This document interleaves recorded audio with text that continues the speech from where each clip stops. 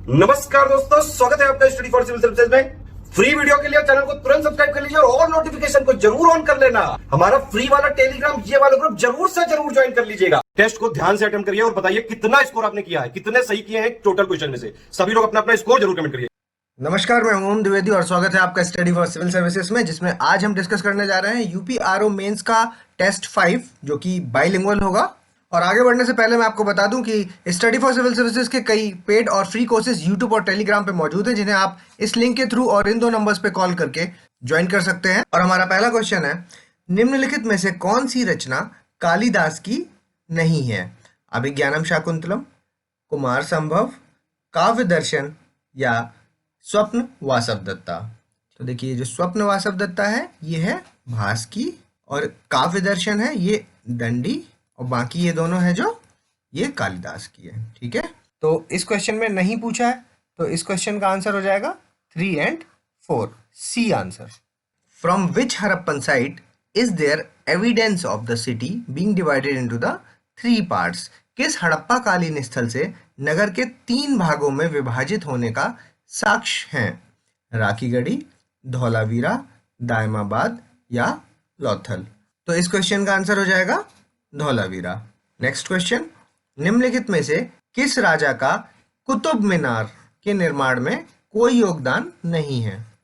कुतुबुद्दीन ऐबक, इल्तुतमिश, फिरोज शाह तुगलक या बहलूल लोदी? तो देखिए, ये जो ऐबक थे इन्होंने बेसमेंट बनवाया था बस, ठीक है, और इल्तुतमिश ने 2 स्टोरीज बनवा दी, और जो टॉप की 2 स्टोरीज है ऊपर वाली वो फिरोज शाह तुगलक ने बनवाई।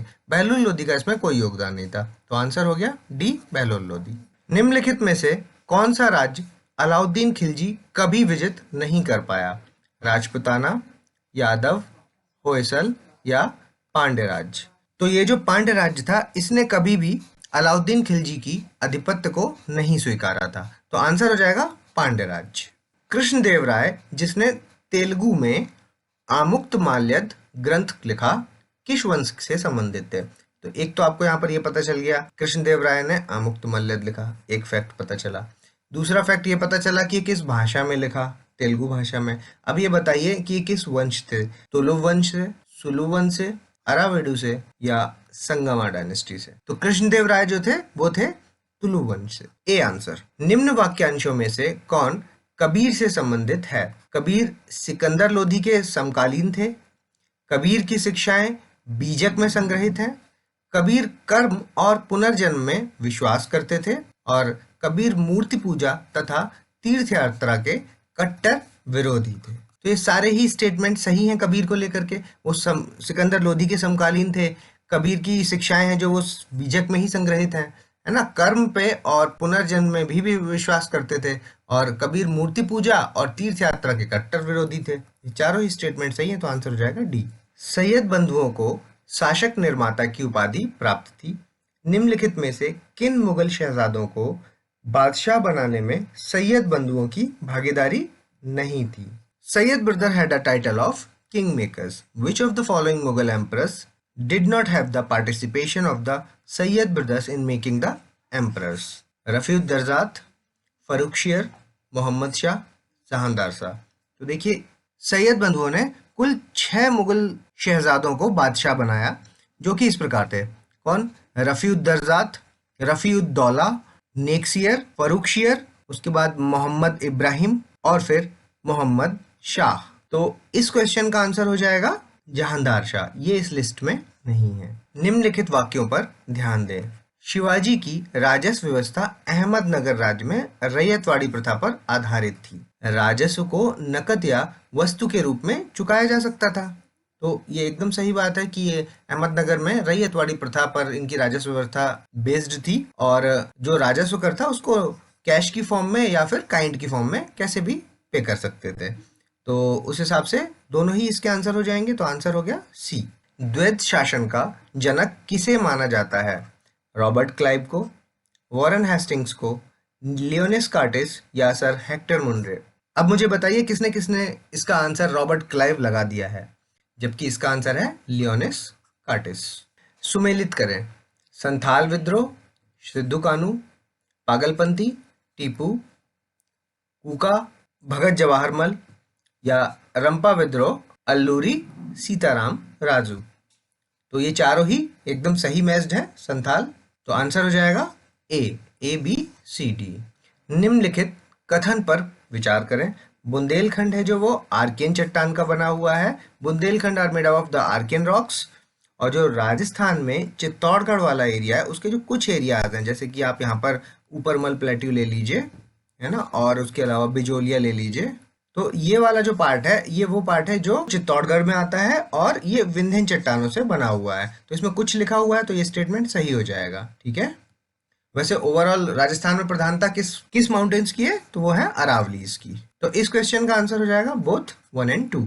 सागौन, देवदार, महोगनी ये कहाँ पाए जाते हैं? ये पाए जाते हैं सदाबहार में, पतझड़ में, शुष्क पर्णपाती में या पहाड़ी वनों में। तो देखिए ये जो आपके सदाबहार जंगल है उसमें सागौन, देवदार और महोगनी पाए जाते हैं। कहाँ कहाँ है ये आपका वेस्टर्न घाट हो गया और उसके अलावा अंडमान एंड निकोबार, ये इसके मेजर मेजर रीजन है।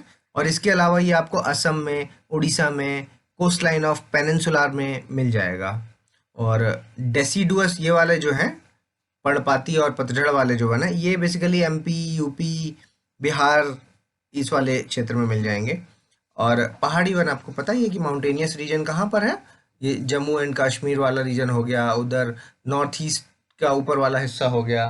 तो इस क्वेश्चन का आंसर ए सदाबहार जंगल। Out of the various types of coal the best quality is anthracite. ये जानकारी आपको यहाँ से मिल गई। It is found in India from, विभिन्न प्रकार के कोयले में से सबसे अच्छी गुणवत्ता वाला कौन सा है? एंथ्रासाइट। पहले होते कितने साइट के, देखो एक एंथ्रासाइट होता है, उसके बाद एक बिटुमिनस होता है, उसके बाद एक लिग्नाइट होता है और एक पीट होता है। ये 4 कैटेगरीज होती हैं कोयले की। तो उसमें ये सबसे बेस्ट क्वालिटी होता है। और ये कहाँ से मिलता है, ये इस क्वेश्चन है। और वैसे अगर बोला जाए कि भारत में सबसे ज्यादा प्रधानता किसकी है, तो उसका आंसर हो जाएगा बिटुमिनस। ठीक है। सबसे ज्यादा जो अपना ये धनबाद वाला एरिया है ना, छोटा नागपुर प्लेटू वाला, उसमें बिटुमिनस क्वालिटी का कोल मिलता है। और एंथ्रासाइट है जो वो आपको कारगिल क्षेत्र से मिलता है। तो आंसर हो जाएगा डी, कारगिल क्षेत्र। निम्नलिखित में से कौन मध्य हिमालय के संबंधित है? पीर पंजाल श्रेणी, धौलाधार, मसूरी या ऊपर के सभी। तो देखिए ये सारे ही मिडिल हिमालयाज का पार्ट हैं। तो आंसर हो जाएगा डी। और ये आपकी जिम्मेदारी है कि इन सबको इसी वक्त एटलस में खोल के देख लें। भारत की निम्नलिखित में से कौन सी नदी 2 बार कर्क रेखा को पार करती है? गंगा, नर्मदा, माही या तापी। तो आंसर हो जाएगा माही नदी। जब भूकंप की लहर किसी क्षेत्र से टकराती है तो वायुमंडल में कौन सी गैस बढ़ जाती है? When the earthquake wave hit any region, तो which gas increases in the atmosphere, ये पूछ रहे हैं। ठीक है। तो उसमें हो जाती है आपकी रेडॉन गैस बढ़ जाती है। ज्वालामुखी संरचना के बारे में निम्नलिखित कथन पर विचार करें। Consider the following statement about the volcanic structure. सिल आर द हॉरिजॉन्टल स्ट्रक्चर। सिल क्षैतिज संरचना का पार्ट है, मतलब ये वाला हॉरिजॉन्टल। और जो डाइक है वो लंबवत है, मतलब ये परपेंडिकुलर है। तो आपको याद होगा कि मैंने अभी पिछले अपने एक लेक्चर में आपको बैथोलिथ, लेकोलिथ, लोपोलिथ और एक और था फैकोलिथ के बारे में बताया था। उसी के आगे का एक पार्ट है ये सिल और डाइक। तो सिल आपका हॉरिजॉन्टल होता है और डाइक आपका परपेंडिकुलर होता है। तो ये दोनों ही सही है। तो इस हिसाब से आंसर सी। निम्नलिखित में से कौन सा कथन सही है? गॉर्ज बहुत गहरी और सकरी घाटी है। कैनियन घाटी गॉर्ज का विस्तार है। तो ये देखिए सबसे बेस्ट डिफरेंस है जो गॉर्ज और कैनियन का आपस में किया जा सकता है। और इसके अलावा वी आकार की जो घाटी होती है, वी शेप्ड वैलीज होती है, उसमें जो सिंधु नदी इंदस है वो उसका बेस्ट एग्जाम्पल माना जाता है। तो ये तीनों स्टेटमेंट ही अपने आप में सही हैं। कैनियन घाटी है जो वो गॉर्ज का ही विस्तार है। एग्जाम्पल क्या है इसका? ग्रैंड कैनियन है ना, ग्रैंड कैनियन। तो आंसर हो जाएगा इसका डी। मैदानी इलाकों से बहते समय नदी की धारा प्रवाह कई मोड़ लेती है। देखिए नदी ऐसे करके मूव कर रही है ना। तो जब प्लेन्स में रिवर फ्लो हो रहा है तो रिवर कई सारे टर्न लेती है, तो उसे क्या कहते हैं हम? मिएंडर। ठीक है। और ड्यू टू सम रीजंस ऐसे ऐसे ये वाला हिस्सा कट जाया करता है कभी कभी, है ना। तो ये क्या एक झील बन जाता है अलग। तो इसको क्या बोलते हैं? गोखुर झील, ऑक्सबो लेक। और आपका ये तीसरा अलुवियल फेंस, ये क्या होता है? तो देखिए जब नदी हिल से नीचे उतरती है ना, पर्वतों से नीचे उतर रही है, तो बड़े से एरिया में लोड लेकर के आती है वो, है ना, और लोड इकट्ठे कर देती है। तो उसको हम क्या कहते हैं? अलुवियल फैंस, और ये जब फैंस कई सारे इकट्ठे हो जाते हैं तो वो एक रीजन बन जाता है, तो उस रीजन को क्या कहते हैं? तराई रीजन। और यहाँ पे ये बाढ़ मैदान कौन से हैं कि जब लोड को कैरी करने की कैपेसिटी कम हो जाती है तो ज्यादा से ज्यादा सेडिमेंट्स एक जगह पे इकट्ठे हो जाते हैं, तो उन्हीं को हम फ्लड प्लेन्स कहते हैं। ठीक है, बाढ़ के मैदान बोलते हैं। तो इस क्वेश्चन का आंसर हो जाएगा B, meander. Which is the only continent from where the tropic of Cancer, tropic of Capricorn और इक्वेटर पास करती है? ये प्लीज गलत मत करिएगा, 6th क्लास की एनसीईआरटी का डायरेक्ट स्टेटमेंट है। एशिया, अफ्रीका, नॉर्थ अमेरिका या साउथ अमेरिका? तो इस क्वेश्चन का आंसर है Africa. Where the appointment of same person as governor of 2 or more state is mentioned in the constitution. 2 या 2 से अधिक राज्यों के राज्यपाल के रूप में एक ही व्यक्ति को नियुक्ति कहाँ उल्लेख की गई है संविधान में, ये पूछ रहा है। ठीक है, 7वें संविधान संशोधन में, 69th में, या पहले में, या फिर it is not mentioned in the constitution, just a convention. संविधान में कहीं नहीं लिखा है, ये सिर्फ एक चलन है। तो मैं श्योर हूं कि मैक्सिमम लोग इसका आंसर ये लगा चुके होंगे, लेकिन इसका आंसर है 7th constitutional amendment act. Which of the following functions are related to chief minister? He is the chairman of state planning board, वह राज्य योजना बोर्ड के अध्यक्ष हैं। वह अंतर स्टेट परिषद का सदस्य है, he is a member of inter state council. वह राष्ट्रीय विकास परिषद का सदस्य है, he is a member of national development council. तो देखिए ये तीनों ही वाक्य एकदम सही है, तो आंसर हो जाएगा D, 1, 2 and 3। What could be the maximum and minimum strength of the legislative assembly? तो देखिए लेजिस्लेटिव असेंबली के मेंबर्स डायरेक्टली लोगों के द्वारा इलेक्ट होते हैं on the basis of universal adult franchise. ठीक है, तो इसमें क्या है कि मैक्सिमम तो लिमिट है 500 की और मिनिमम की लिमिट है आपकी 60 की। लेकिन आपका अरुणाचल हो गया, सिक्किम हो गया और आपका गोवा ले लीजिए, इनमें क्या है 30 मेंबर्स हैं, कुछ अपवाद होते हैं ना। और उसके अलावा मिजोरम और नागालैंड, यहाँ पर कितने हैं 40 और नागालैंड में कितने हैं 46। ठीक है, तो इस क्वेश्चन का आंसर हो जाएगा D, 60 and 500।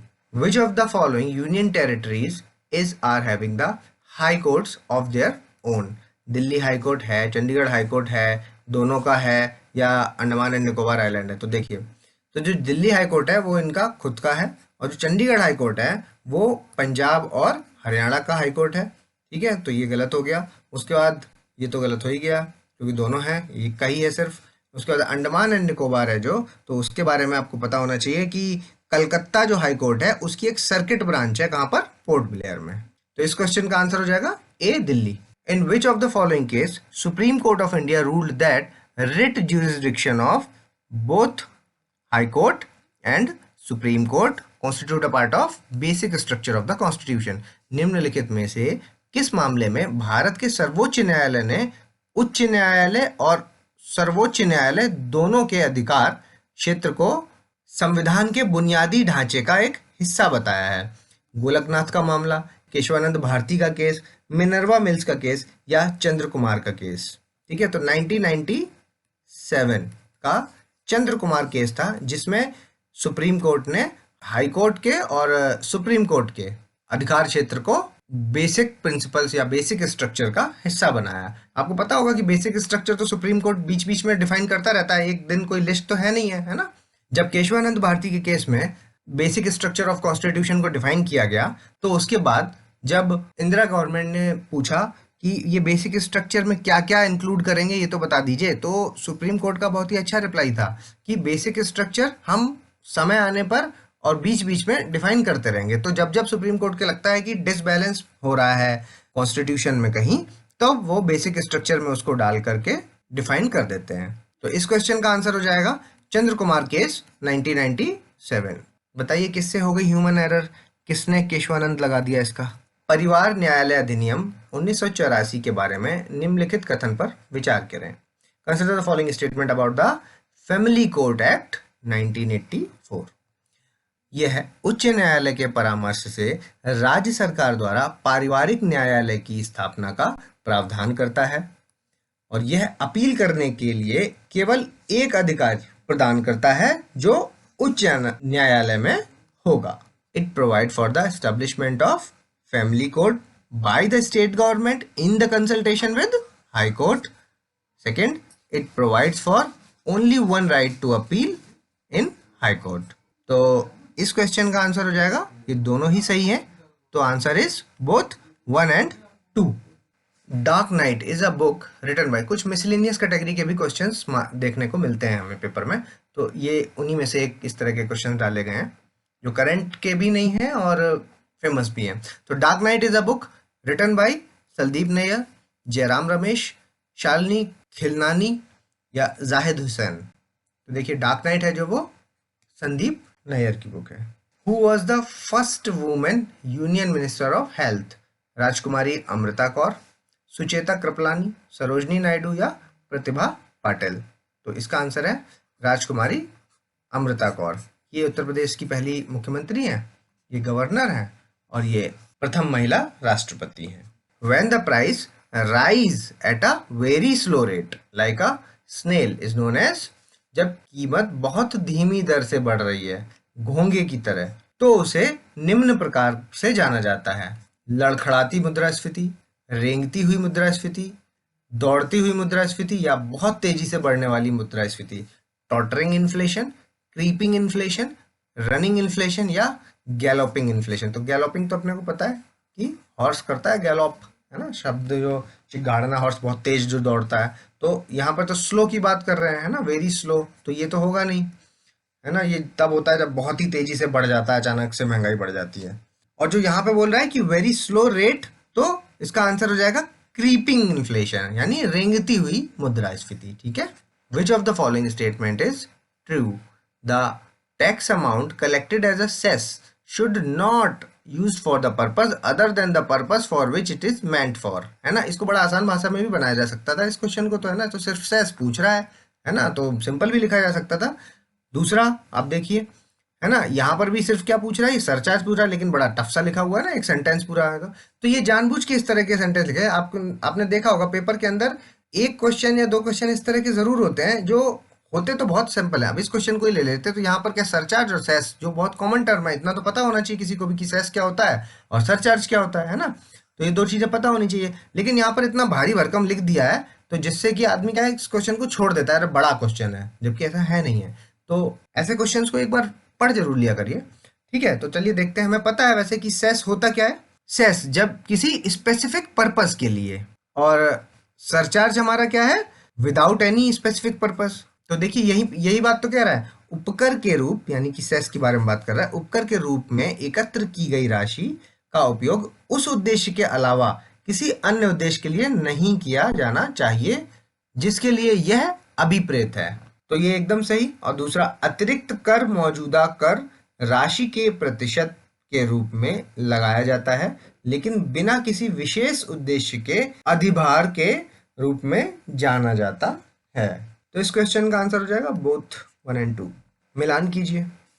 Phycology study of algae, शैवालों का अध्ययन। Morphology study of external structure, बाहरी संरचना का अध्ययन, आकृति विज्ञान कहलाता है। कवक का अध्ययन जो वो है वो क्या कहलाता है, माइकोलॉजी। ठीक है, कवक का माइकोलॉजी। और उसके अलावा अस्थि विज्ञान क्या कहलाता है, हड्डियों का अध्ययन। ठीक है, ये भी सही है, चारों ही सही है।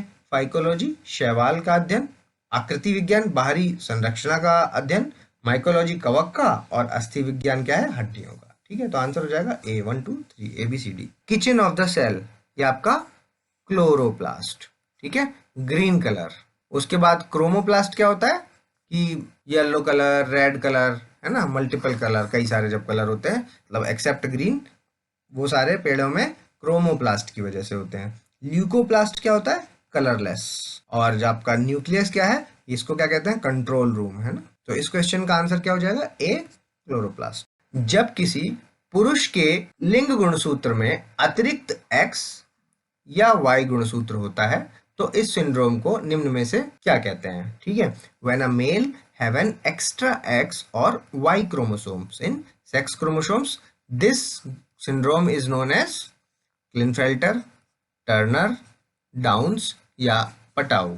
तो कुछ अपने सिंड्रोम्स हैं जो अपने को याद करने हैं ना इस जगह पे। कुछ आपके हेरिडिटरी हैं, कुछ नॉन हेरिडिटरी हैं। ठीक है, तो इस क्वेश्चन की अगर बात करें तो देखिए, ये अपने को पता है ना कि मेल में XY होता है और फीमेल में XX होता है। जब एक्स्ट्रा एक्स मेल की बात कर रहे हैं, जब मेल में एक्स्ट्रा एक्स आ जाए या एक्स्ट्रा वाई आ जाए तो उसको वो सिंड्रोम क्या होता है? क्लिनफेल्टर सिंड्रोम। ठीक है, तो इस क्वेश्चन का आंसर हो जाएगा क्लिनफेल्टर। वहीं अगर टर्नर की बात करें तो टर्नर में महिला में एब्सेंट हो जाए कोई एक क्रोमोसोम, है ना, तो उसको क्या कहते हैं? Turner syndrome. वहीं डाउन्स की अगर बात करें तो डाउन्स में 21st जो क्रोमोसोम है उसमें डिफॉर्मिटी आ जाती है जब, ठीक है, तो डाउन्स हो जाता है। और वहीं अगर डिफॉर्मिटी 13वें क्रोमोसोम में है तो वो पटा हो जाता है। ये सारे याद कर लीजिएगा, ठीक है। इसके अलावा कुछ जो अनुवांशिक हैं वो वाले भी है ना, फिनाइलकेटोनुरिया हो गया, सिकल सेल एनीमिया हो गया, हीमोफीलिया हो गया, कलर ब्लाइंडनेस हो गया, है ना, ये सारे याद कर लीजिएगा। पक्षियों और सरीसृपों के बीच साझा लिंक के रूप में माना जाता है। Connecting link between the apes and reptiles is known as archaeopteryx. उभयचर, अनुरूप अंग या एनालॉगस ऑर्गन्स या इनमें से कोई नहीं। देखिए इसका आंसर है आर्कियोपेट्रिक्स। अपने स्वयं के वजन के 18 गुना पानी सोखने में सक्षम काई को क्या कहते हैं? The moss capable of soaking water 18 times of its own weight. ठीक है, तो उसको क्या कहते हैं? स्फेग्नम, राइजोफस, एल्जोला या लाइकोपोडियम। तो इसको कहते हैं हम स्फेग्नम। और जब प्लांट्स को एक जगह से दूसरी जगह पर ले जाना होता है तो उसके ऊपर क्या है कि स्फेग्नम वाली काई को छिड़काव कर दिया जाता है ना, ताकि उससे पेड़ अपना पानी ले सके, क्योंकि ये 18 गुना तक अपना पानी सोख चुके हैं। ठीक है, तो इतना पानी है इनके पास और छोड़ देते हैं उसी के ऊपर, तो प्लांट्स जिंदा बने रहते हैं जब लंबी दूरी पर उनको ट्रांसफर कर दिया जाता है। नाइट्राइट को नाइट्रेट में परिवर्तित करने में सक्षम bacteria, the bacteria capable of converting nitrite to nitrate, उसको क्या कहते हैं? एज़ोटोबैक्टर, नाइट्रोसोमनास, एनाबीना या नोस्टॉक। तो इसका आंसर हो जाएगा नाइट्रोसोमनास। निम्नलिखित कथनों पर विचार करें। भूकंप, ज्वालामुखी विस्फोट से उत्पन्न होने वाला शोर अवश्रव्य तरंगों का उदाहरण है।